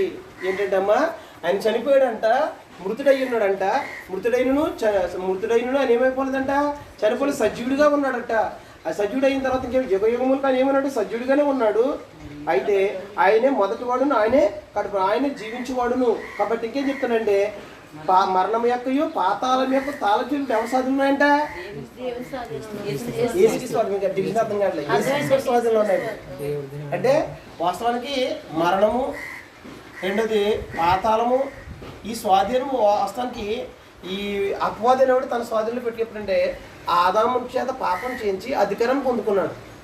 ఈ అధికారం ఎప్పుడైతే యేసుక్రీస్తు వాళ్ళు శిలువ మరణం ద్వారా వెళ్ళి, ఎందుకంటే ఎబ్రిపతిలో మనందరం చిక్కేసలేనే కాబట్టి ఆయన పేరు రక్త మాంసం గారు వాడిన ఆ ప్రకారం బలమగలవని అనగా అపవాదిని మరణం ద్వారా రసించేడుకును జీవితకాలం అంతా మరణభయం చేత దాసం లోబడి విడిపించుటకును ఆయన కూడా రక్త మాంసంలో అంటే యేసుక్రీస్తు వారు మరణం ద్వారా వీళ్ళు ఏం చేస్తారంట? అపవాదిని ఓడించి మరణాన్ని ఓడించి పాతాళం యొక్క తాళం వేసేసి ఆ తాళం చేసి ఇప్పుడు ఎవరి దగ్గర ఉన్నాయండి? ఇప్పుడు క్రీస్తు స్వాధీనంలో ఉన్నాయి. అంటే ఈ అధికారం ఎవరు ఇచ్చారన్నమాట? ఇప్పుడు తండ్రి ఇచ్చాడు. అది అన్నాడు కదా. ఇప్పుడు మీకు అన్నిటి క్లారిటీ వస్తుంది. ఈ అధికారం మీద ఎవరు ఇచ్చారు? ఆయనకి తండ్రి ఇచ్చాడు. భూలోకం మీదను, పరలోకం మీదను, మృతుల్లోకం మీద, 3 లోకాల మీద అధికారం ఎవరు? ఇప్పుడు యేసుక్రీస్తు. ఎవరు ఇచ్చిందంటే తండ్రి ఇచ్చాడు. ఇప్పుడు అధికారం ఎవరిదంటే క్రీస్తు వారికి.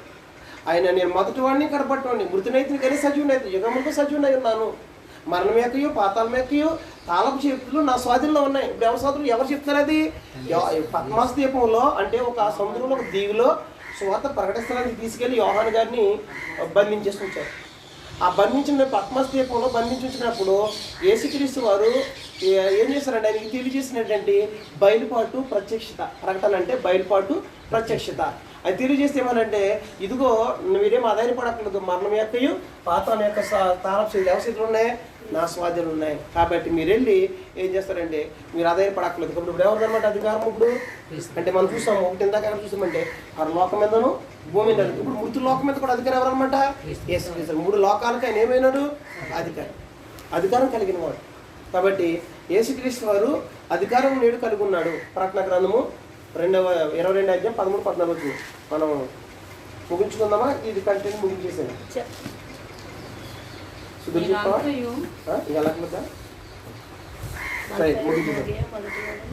నేనే అల్ఫాయు ఉమైయు మొదటి వాడును కడపటి వాడును ఆదియు అంతమునై ఉన్నాను. జీవ వృక్షమునకు హక్కు గల వారే గుమ్మమునుకుంటా ఆ పట్టణంలోనికి ప్రవేశించినట్లు తమ వస్త్రము ఉద్దుకున్న వారు ధన్యులు. ఇక్కడ తేటగా మాట్లాడతారు ఏంటంటే ఇక్కడ యేసుక్రీస్తు వారు అంటమ్మా ఏం తెలియజేస్తారంటే యేసుక్రీస్తు వారు ఇంత మనం చూసాం కదా, ఆయన దేవత్వం కలిగిన వాడు, దేవుడై ఉన్నవాడు. దేవుడికి కొన్ని లక్షణాలు చూస్తున్నాం మనం. దేవుడు అంటే ఎవరు పడతాం? దేవుడు అనొచ్చటలుగా అనుకోండి. యేసుక్రీస్తు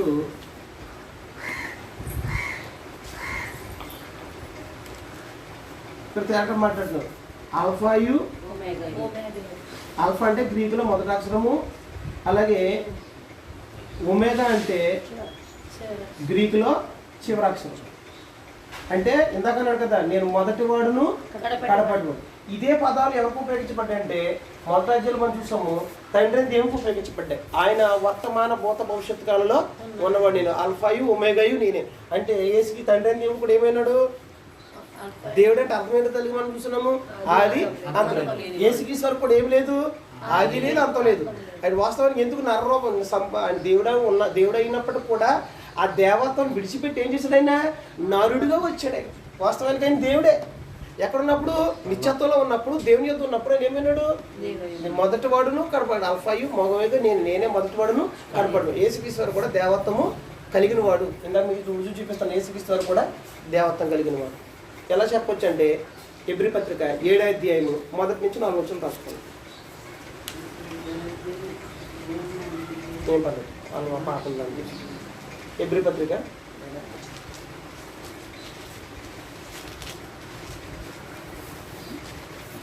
7వ అధ్యాయం 1 నుంచి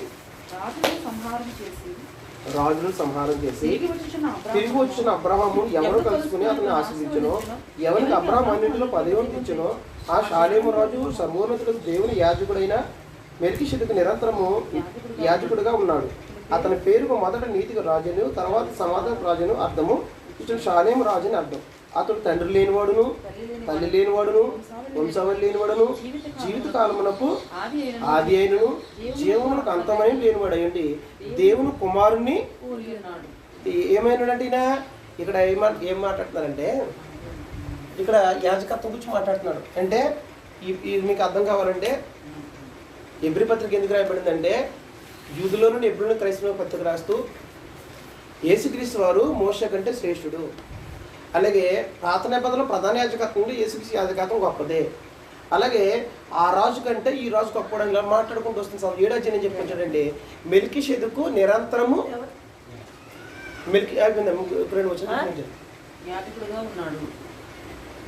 మెల్కీషెదెకు ఏమైనాడమ్మా నిరంతరం యాజకుడు. అలాగే మెల్కీషెదెకు ఏమైనా అయిపోయింది వచ్చేస్తాను ఒక నిమిషం.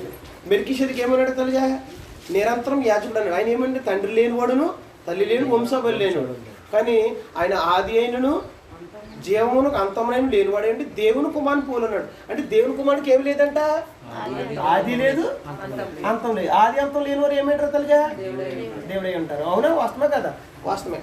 కాబట్టి యేసుక్రీస్తు ఏమైందనమాట, దేవుడే. కానీ వాస్తవానికి అది దేవుడే, కానీ ఆ దేవత్వాన్ని ఏం చేసి పెట్టాడైనా, ఈ దేవత్వం దేవుడైనా కానీ ఈ దేవత్వాన్ని ఏం చేసుకుని వచ్చాడైనా, విడిచిపెట్టుకుని వచ్చాడు. పిలుపులు రాష్ట్ర పత్రిక 2వ అధ్యాయము 6 నుంచి 11 వచనం రాసుకోండి. మీకు క్లారిటీ అవుతుంది, మీరు డౌట్ అడగబోయి చూసారా, ఇక్కడ క్లారిటీ వచ్చేస్తుంది, కంగారు పడక్కలేదు. పిలుపులు రాష్ట్ర పత్రిక 2వ అధ్యాయము 6 నుంచి 11 వచనం నేనే చదువుతాను, గట్టిగానే మీరు వినండి. ఆయన ఎవరి గురించి మాట్లాడుతుంటే, క్రీస్తు యేసు కలిగిన ఈ మనసును మీరును కలిగి ఉండండి. ఆయన దేవుని స్వరూపం గలవాడై ఉండి దేవునితో సమానంగా ఉంటే విడిచిపెట్టకుండా భాగ్యం ఎంచుకోలేదు, కానీ మనిషి పోలుగా పుట్టి దాసుని స్వరూపం ధరించుకొని తన్ను తాను రిక్తుడిగా చేసుకున్నాను. మరియు ఆయన ఆకారమందు మనుషుడిగా కనబడి మరణం పొందేంతగా, అనగా శిలువ మరణం పొందేంతగా విధేయత చూపిన వాడే తన్ను తాను తగ్గించుకున్నాను. అందుచేతను పరలోకం మీద ఉన్న వారిలో కానీ, భూమి మీద ఉన్న వారిలో కానీ, భూమి క్రింద ఉన్న వారిలో కానీ ప్రతి వారి మోకాళ్ళు యేసునామమును వంగునట్టును, ప్రతి వారి నాలుక తండ్రి దేవుని మహిమార్థమై యేసుక్రీస్తు ప్రభు అని ఒప్పుకున్నట్లు దేవుడు ఆయనను అధికంగా ఇచ్చించి ప్రతి నామమునకు పైనామమునకు ఆయనకు అనుగ్రహించాను. అంటే ఏం జరిగిందమ్మ ఇక్కడ, యేసుక్రీస్తు వారు ఏమైనారంటే వాస్తవానికి అక్కడ అన్నాడు, యేసు కలిగిన మనసు మీరు కలిగి ఆయన అదృశ్య దేవుని స్వరూపి. ఎవరు, యేసుక్రీస్తు వారు అదృశ్య దేవుని స్వరూపం కలవాడు అండి.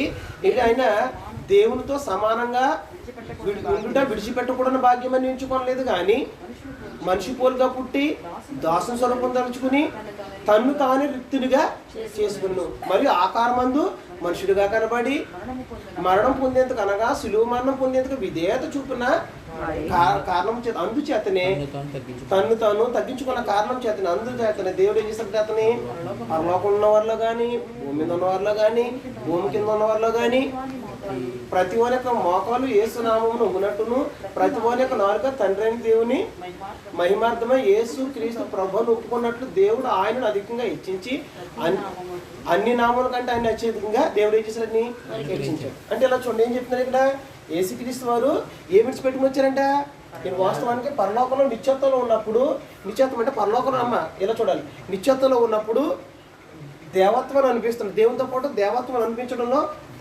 స్వరూపాన్ని అనిపించడం, స్వభావాన్ని అనిపించడంలో, అలాగే మహిమను అనిపించడంలో సమానంగా ఉన్నాడు.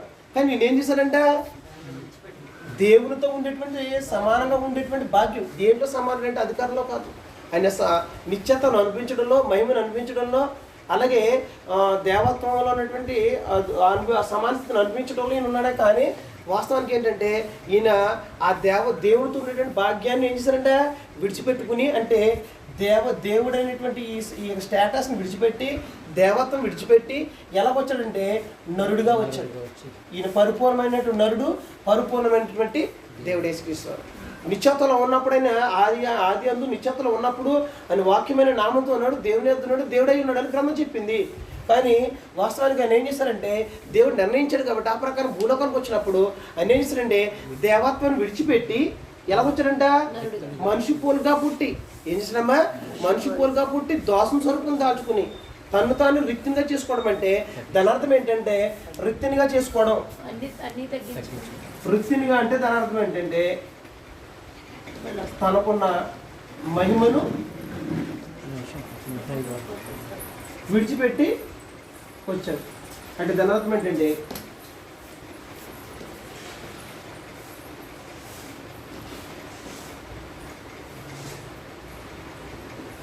హీస్ ఇమిటెడ్ హిమ్సెల్ఫ్ అంటే తనకున్నట్టు మహిమను ఖాళీ చేసుకుని వచ్చాడమ్మ. ఏంటో విడిచిపెట్టనుకోకుండా ఖాళీ చేసుకుని ఏమిటంటే అంటే ఖాళీ చేసుకుని వచ్చాడు.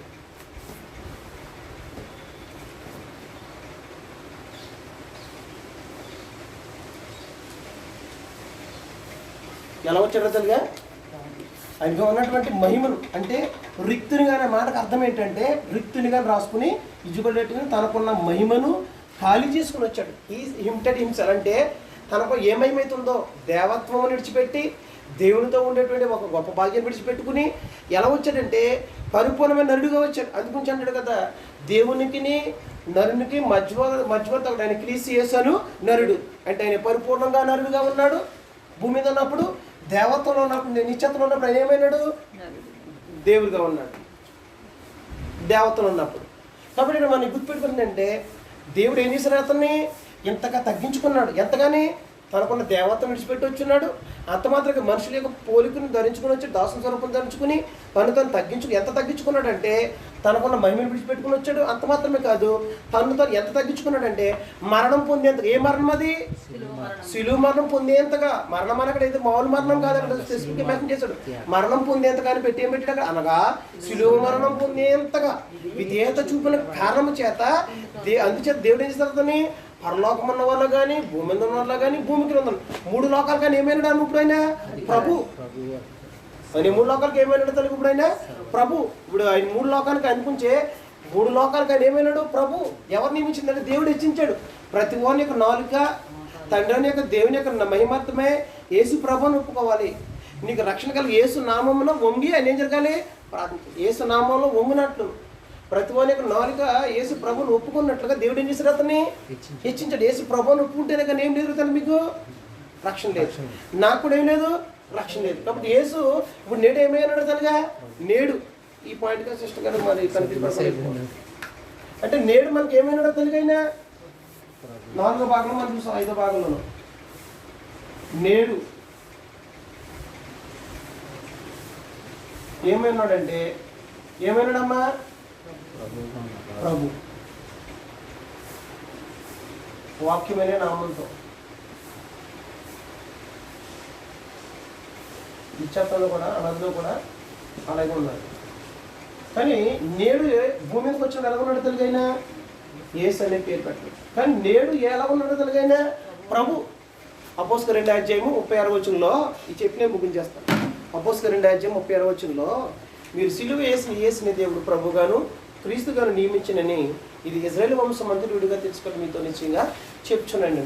అందుకు వారు హృదయాలు పడబడి నొచ్చుకుని కడమ అపోస్తులు పేతురు మేము చేతుకున్నాడు అడగగా యేసు అపోస్తులు పేతురు మాట్లాడారు, మీరు ప్రతివాడును మారు మనసు పొంది పాప క్షమాపణతో యేసుక్రీస్తు నామమున బాప్తిసం పొందండి, అప్పుడు మీరు పరిశుద్ధాత్మ అనే వరాన్ని పొందుకోండి. ఈ వాగ్దానం మీకును మీ పిల్లలకును దూరస్తులందరికీ చెందునని మా దేవుడైన మా ప్రభు వాగ్దానం చేసి మీకు అనుగ్రహించబడుతుందని చెప్పినప్పుడు వాళ్ళందరూ ఏం చేస్తారంటే ఇలా వినండు చదివే సంగతి అంటే అక్కడేం చూస్తున్నాడంటే ఇదిగో అపోస్తలుల 2వ అధ్యాయం ఇంత కొంచెం చదువు 35 వరకు. మీ సిలువేసిన చేసిన దేవుడు లేపేశాడు, మృతుల నుంచి లేపాడు, ఆయన దేవుడు కృపాసం కూర్చున్నాడు, పరిపాలన చేస్తున్నాడు. దావీదు నోట కూడా ముందుగానే ప్రకటించాడు. అదే విషయం నేను చెప్తున్నాను. ఇదిగో మీరు ఇజ్రాయేల్ వాళ్ళారా, మీరు సిలువేశారే ఆ యేసుని దేవుడు ప్రభుగాను క్రీస్తుగా నియమించాను. కాబట్టి ఇప్పుడు ఆయన ఏమన్నాడంటే మనకి ప్రభు అయి ఉన్నాడు అన్నప్పుడు అయ్యో దేవుడు కుమారుణ్ణి పరలోకం నుంచి మా కోసం పంపితే మేము సిలువేసేసామా? ఎంత దుర్మార్గం ఎంత పాపం చేసామని వాళ్ళ హృదయాలు నొచ్చుకుని కింద పుట్టినట్లే ఉండదండి, గొడవపడి వాళ్ళ హృదయాలు పొడబడ్డాయి, పాపం చేసామని గుర్తించారు. అయ్యో దేవుని కుమారుడు మా కోసం పంపితే మేము సిలివేసామా, అయ్యో కడమ పోసి పోతే మేము ఏం చేయాలి అని అడిగినప్పుడు వాళ్ళు ఏం చెప్పారంటే, మీరు పాపం చేశారు కాబట్టి మీరు మారుమనసు పొందాలి, మారుమనసు పొంది ప్రతివాడు యేసుక్రీస్తు నామమున పాప క్షమాపణతో బాప్తిసం పొందాలి. బాప్తిసం పొందితే అప్పుడు మీ పరిశుద్ధాత్మైన వరాన్ని పొందుకుంటారు. దేవుడు వాగ్దానం చేశాడు, మీకంటే ఇజ్రాయేల్ వారు మీకును మీ పిల్లలకి, మరియు దూరస్తులు అంటే ఎవరంటే ఎవరు దూరస్తులు, అన్ని జనులైనట్టు మనం కూడా వర్తిస్తుందని చెప్పి దేవుడు దూరస్తులైన మాటే కనుక పరిశుద్ధాత్మ నోట్ రాయించకపోతే ఈరోజు మనకి భాగ్యం అనేది లేదు, కేవలం యూదులకు మాత్రం మనకి పిలిచిపడుతుంది. కాబట్టి నేడు యేసుక్రీస్తు ఏమన్నారంటే ఆయన మనకి ప్రభు అయినారు. అది కొంచెం రోమపత్రిక 19 వచ్చినాడు కదా, అదేమనగా వాక్యం చదివిస్తుంది. ఏమనంటమ్మా, యేసు ప్రభు అని నీ నోటితో ఒప్పుకొని దేవుడని మృతు నుంచి లేపనని హృదయంలో విశ్వసించినలా నువ్వు రక్షించబడదువు. కాబట్టి రక్షణ పొందాలంటే ఏమని ఒప్పుకోగలరు తెలుగా, యేసు ప్రభు అని దేవుని కుమారుడు అని మనం ఏం జరగాలి, విశ్వసించాలి. నేడు అని మనకి ఏమై ఉన్నాడు, ప్రభు అయి ఉన్నాడు. ప్రభు అయి ఉన్నాడు అనే సమాచారం నువ్వు నోటితో ఒప్పుకోకపోతే ఏం లేదు. 10:9 వచ్చిన చదువుతుందిగా, 9:10 వచ్చిన 10:9-10 వచ్చిన. అదేమనగా యేసు ప్రభువు అని నీ నోటితో ఒప్పుకుని దేవుడు మృతులలో నుండి ఆయన లేపినని నీ హృదయమందు విశ్వసించిన యెడల నీవు రక్షింపబడదువు.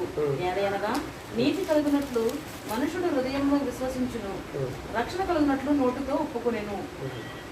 సరిపోద్ది. అంటే ఏంటమ్మా, యేసు ప్రభుని ఎందుకు ఒప్పుకోవాలంటే ఇంత మనం పిలుపు 2 చదువుకున్నాం కదా, దేవుడు ఆయన మరణం పొందేందుకు, అనగా శిలువ మరణం పొందేందుకు విధేయత చూపడం కాదు, దేవుడు ఆయన మృతుల్లోంచి లేపి ఏం చేశాడంటే పరలోకం మీద ఉన్నవారు కానీ, భూమి మీద ఉన్నవారు కానీ, భూమి క్రింద ఉన్నవారు కానీ అన్ని నామం కంటే ఎంతగా హెచ్చించి ప్రతి వాని యొక్క నాలుక యేసు తండ్రి దేవుని మహిమార్థమును ప్రతి వాని యొక్క మోకాలు యేసులో వంగినట్లుగా దేవుడని అధికంగా హెచ్చించి యేసు క్రీస్తుని దేవుడు ప్రభుగా నియమించాడు. కాబట్టి అన్నేడు ఏమైనారంటే మనకు ప్రభు అంటే అర్థం ఏంటి, ప్రభు ఎలాగయ్యాడు, ఇవన్నీ మన విషయాలు మనం ఆలోచించవలసినట్టే వస్తుంది. కాబట్టి యేసుక్రీస్తు నేడు మనకి ఏంటంటే ప్రభు.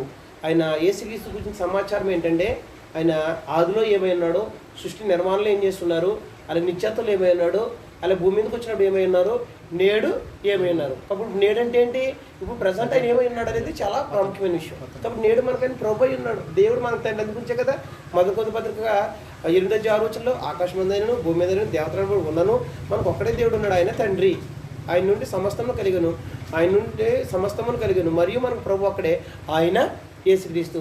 ఆయన ద్వారా మనము కలిగిన వారు, అయితే అందులో జ్ఞానము లేదు. కాబట్టి ఆయన ప్రభువు, ఆయన తండ్రి. ఎంత గ్రంథం తేటగానే ఉంది, కానీ మనుషులు ఏం చేయట్లేదంటే ఆనాడు ఎలాగైతే అర్థం చేసుకోలేకపోరో, అనేక రకాల అభిప్రాయాలు కలిగి ఉన్నారో, ఈనాడు కూడా అనేక రకాల ఏదో విశ్వాసం కదా, గ్రంథంలో ఒకే విశ్వాసం అన్నప్పుడు క్రైస్తువులకు ఒకే విశ్వాసం ఉండాలి. కానీ అనేక రకాల విశ్వాసం మాట్లాడితే మీ సంఘం ఏంటండి, మీ సంఘం వేరు, మీ విధానం ఏంటండి అంటే మనుషులు ఏమైపోతున్నారంటే రకరకాల సంఘాలు రకరకాల విశ్వాసాలు ఉంటాయా, బైబిల్లో ఒకే విశ్వాసం అన్నప్పుడు యేసుని గురించి సమాచారము మొదటి శతాబ్దంలో ఏవైతే విశ్వసించారో అలాగే మనము కూడా అదే విశ్వాసం కలిగి ఉంటేనే నిశ్చేత్తం. బైబిల్ అనేది ఒకసారి రాయబడి తప్ప కాలానికి అనుకుని మార్చేది కాదు.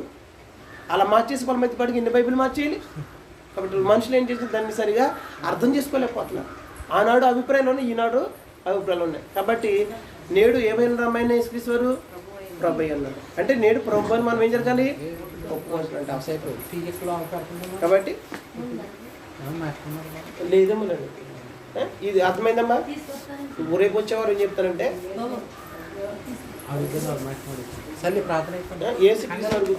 యేసుక్రీస్తు గురించి సమాచారం ఇంకా చాలా ఉంది, నేను చెప్తాను పాఠాలు. యేసుక్రీస్తు గురించి మనం ఇంకా కొన్ని సమాచారం ఉంది. ఆయన లోకంలో ఇప్పుడు ప్రభు అన్నాం కదా, ప్రభు ఎలాగ అనేది దాన్ని ఒక పాఠం ఆలోచించాలి. 2 యేసు అంటే అర్థం ఏంటి, క్రీస్తు అంటే అర్థం ఏంటి. క్రీస్తు అని అన్నాడు కదా, మీరు సిలువేసినట్టు యేసునే దేవుడు ప్రభుగాను క్రీస్తుగా నియమించాడు. క్రీస్తు అంటే అర్థం ఏంటి, ఆయన యేసుగా వచ్చాడు, క్రీస్తు అయ్యాడు కదా. క్రీస్తు అంటే ఎలాగయ్యాడు, క్రీస్తు అంటే అర్థం ఏంటి. 2 ఆయన పరలోకంలో దేవుడు అని ఏమన్నాడంటే, పేతురు అన్నాడు నీవు సజ్జుడు దేవుని కుమారుడు అంటే, యేసుక్రీస్తు నువ్వు ధన్యుడు అన్నాడు. అంటే దేవుని కుమారుడు ఎలాగయ్యాడు. దేవుని కుమారుడు అంటే 1 కుమారులు అవ్వాలంటే ఒకటి పుట్టాలి, 2 దత్తత తీసుకోవాలి, లేదా దేవుడు సృజించాలి. ఈ 3 రూపంలో కుమారులు అవుతారు తప్ప అలా కాకుండా మరి దేవుడు యేసుక్రీస్తు పరలోకంలో కనలేదు. 2వది ఆయన దత్తత తీసుకోలేదు, దేవుడు సృజించాలి. మరి ఎలా దేవుని కుమారుడు అయ్యాడు. మరి దేవుని కుమారుడు ఒప్పుకుంటేనే కానీ ఏం లేదు, రక్షణ లేదు. మరి దేవుని కుమారుడు ఎలాగయ్యాడు. వాళ్ళు బాప్తిస్మలో వేసి దేవుని కుమారుడు ఒప్పుకోకుండా వ్యక్తి నీతిమంతుగా తెచ్చిపడతాడా? దేవుని కుమారుడు అన్న, క్రీస్తు అన్న, ప్రభు అన్న ఒకటే. కాబట్టి ఈ విషయాలను కూడా మనకు అవగాహన కావాలి. అది యేసుక్రీస్తు కూర్చున్న సమాచారం అనేది మనకి అర్థం కావాలి. కాబట్టి ఇది ఇక్కడ ఆపేసిన తర్వాత నేను ఏం చేస్తానంటే, దేవుడి గురించి ఒక అవగాహన వచ్చుంటే, యేసుక్రీస్తు గురించి ఒక అవగాహన వచ్చుంటే, రేపు ఏం చేస్తానంటే దేవత్వంలో ఉన్నటువంటి మరో వ్యక్తులు ఎవరంటే పరిశుద్ధాత్మ. ఇప్పుడు వింటారంటే ఇప్పుడే చెప్పేస్తాను, నాకు అభ్యంతరం లేదు, కానీ వద్దు, మీరు పని చేసుకోవాలి కాబట్టి అసలు. కానీ పరిశుద్ధాత్మ గురించి వచ్చేవారని చెప్తాను. ఈ అయిపోయిన తర్వాత నేనేం చేస్తానంటే, ఇది అయిపోయిన తర్వాత దేవుని కుమారుడు, అలాగే మీకు సంకల్పాలను చెప్పాను కదమ్మా, క్రీస్తు బలి గురించి చెప్పుకొస్తాను. 2 దేవుని కుమారుడు. అలాగే అపోస్తుల బోధలో రక్షణ ఉండ కదా, అపోస్తుల బోధ అన్న ఎలా అపోస్తుల బోధ ఇది కరెక్ట్ అని మీకు డౌట్ వచ్చు. కాబట్టి అపోస్తుల బోధ ఎలా వచ్చింది, దేవుడు ఎలా ఎప్పుడు సంకల్పించాడు, ఎలా జరిగించాడు అనేది నేను బేసిక్గా మీకు కూడా ఒక పాఠం చెప్పాను. దానికి 4-5 పాఠాలు నేను చెప్పొచ్చు.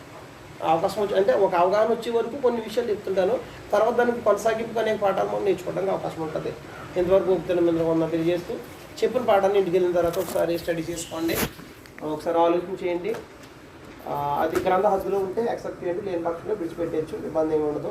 కాబట్టి ఆ ప్రకారంగా మనం దేవుడు ఇది జగత్తు ముందు నిర్మించిన బోధ. కాబట్టి ఆ ప్రకారంగా మన యొక్క విశ్వాసం అనేది కట్టబడింది లేదండి మనం ఆలోచించుకోవాలి. ఎందుకంటే మన నిత్యత్వం ప్రాముఖ్యం కానీ వ్యక్తులు ప్రాముఖ్యం కాదు. కాబట్టి ఇవన్నీ ఆలోచించుకుని మీరు పక్షాన్ని ఈ బేసిక్స్ లెసన్స్ అన్నీ కూడా ఒక 25-28 పాఠాల దాకా వస్తాయి. ఇవన్నీ అవుతేనే కానీ ఒక అవగాహన రాదు. 2 దాంతోపాటుగా పుస్తకం కూడా మీకు కావాలి కూడా, అది కానీ సృష్టి ప్రారంభం నుంచి ఎలా జరిగింది అనేది కూడా మనం 37 అధ్యాయంకి వచ్చాము. 37 అధ్యాయంలో ఒక భాగాన్ని అవగొట్టాను. 2వ భాగం నుంచి అక్కడ అసూయ అనే పదం తీసుకుని పదాలు కొన్ని మాటలు చెప్తానని చెప్పాను. అక్కడ 37 అధ్యాయంకి వచ్చాను. రామారామి ఇంచుమించుగా దగ్గర మరి ఎన్నాళ్ళు అవుతుందో నాకు టాపిక్ నాకు గుర్తుగా చూడాలి. బట్ అది కాడ పుస్తకం అది నాకు ఒకటొకటిగా నేర్చుకుంటే క్షేమం. ఇంకోటి ఏంటంటే బ్రదర్ సోదరిందా ఫోన్ చేసిన సిస్టర్కి ఆవిడ శనివారం కూడా కట్టబడ్డారు. ఎవరు మళ్ళీ ఫోన్ చెప్తారండి, అంటే 1 సెకండ్ పర్వాలేదు, మనకి అభ్యంతరం లేదండి. ఆయన ఎలాగ రెగ్యులర్గా వస్తారు, నేను డేట్ ఏమంతా ఖాళీ, కాబట్టి నేను రావడానికి నాకు అభ్యంతరం లేదు. బయట రావడం లేదు.